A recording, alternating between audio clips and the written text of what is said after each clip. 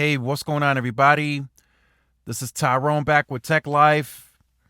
And in this video, I wanted to talk about some recent moves from AT&T that are very questionable.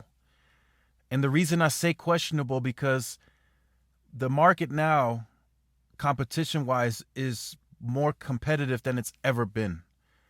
So to make these moves from AT&T, especially when one of their competitors in T-Mobile is gaining brand perception on them, it's very tough to justify these kinds of moves. So starting off with the move that you see here from this article, which I'll leave in the description down below so you guys could check it out. AT&T increases prices for legacy DirecTV Now and AT&T TV Now plans by $10 per month. There's very small room in the streaming side of the business to make these types of increases. T-Mobile is now competing one for one in that same space with T-Vision. Now, quality, we can discuss that in another video. Is the product necessarily as good? That's a topic for another video. But T-Mobile with T-Vision is competing in that same space now with a $40, $50, $60 price point, taxes included.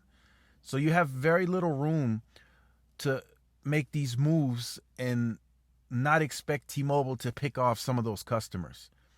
As these announcements are made and the customers are notified, they could potentially get ticked off and start looking elsewhere. So that was one of the moves. This is a bit of an older one, couple of weeks back, but we got some more moves that are more recent. So the more recent moves, if you guys have been familiar with the wording zero rated, AT&T has been allowing you on their plans to stream their media products zero rated, such as AT&T TV, DirecTV app, HBO Max even. Those have been zero rated over the wireless network. That seems to be ending at the end of this month.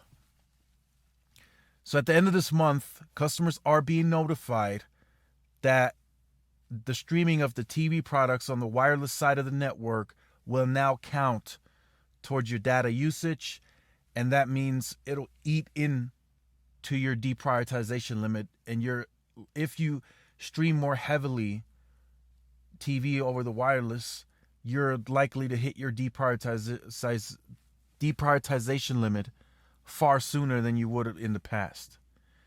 Customers have already been notified. A lot of them are speaking out on tech forums.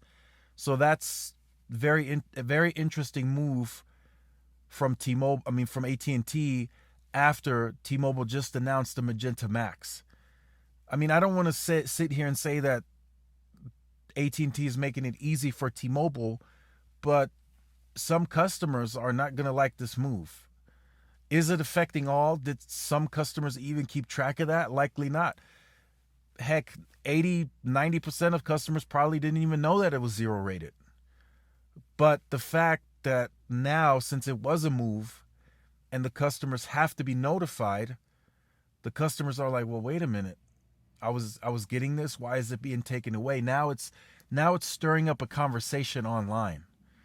And that's something that AT&T doesn't necessarily want to be known for, because right now the Magenta Max is looking very good.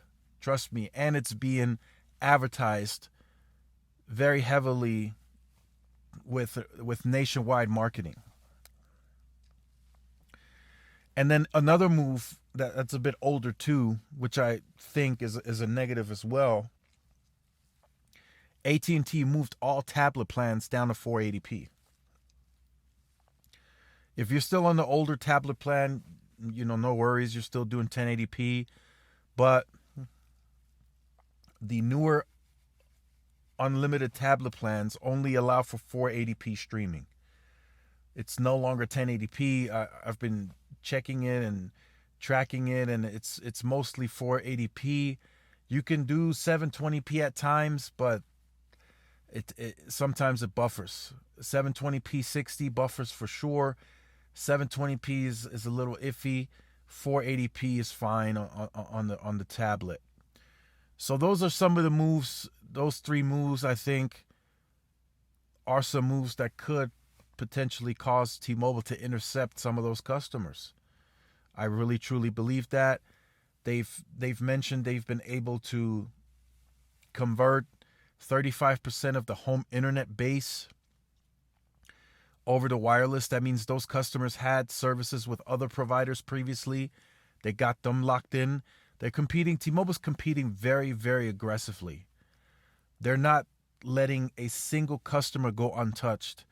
So recently, a buddy of mine, actually very recent, as of the last few days, went ahead and got a T-Mobile SIM, just a SIM, to test it on an unlocked 12 Pro Max.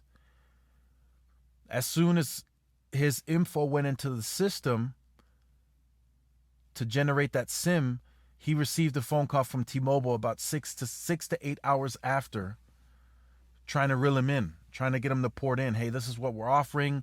This is what we can give you. We can give you the special deal. So again, they're working those customers. If you visit the T-Mobile website, you put in any info, you try to test, they're on it. They're locking you in. They're like sharks, and they're smelling the blood. They're like, let's go. Let's get that customer. So they're very motivated, and they're very aggressive. And in some environments it works. Some people don't like that. So it's kind of a 50-50, but according to the numbers, it does work out for them in the longer term. So let me know what you think about these recent moves from AT&T. Is this something that you're like, yeah, this is AT&T, it's normal? Do you think they should have kept the 0 rated? Is AT&T already anticipating that net neutrality comes again? Or are they anticipating, or not anticipating, or are they coming out with an answer to T-Mobile's Magenta Max, and they offer no deprioritization on the Elite going forward? So let me know what you think about that in the comment section down below. If you have been on the channel or you're new to the channel and you have not yet liked, share, subscribed, make sure you do so. Hit the notification bell so you are notified when I do upload content. Make sure to follow the social media outlets for more updates and interactions. Thanks again for watching. This is Tyrone with Tech Life, and I'll see you in the next one. Peace.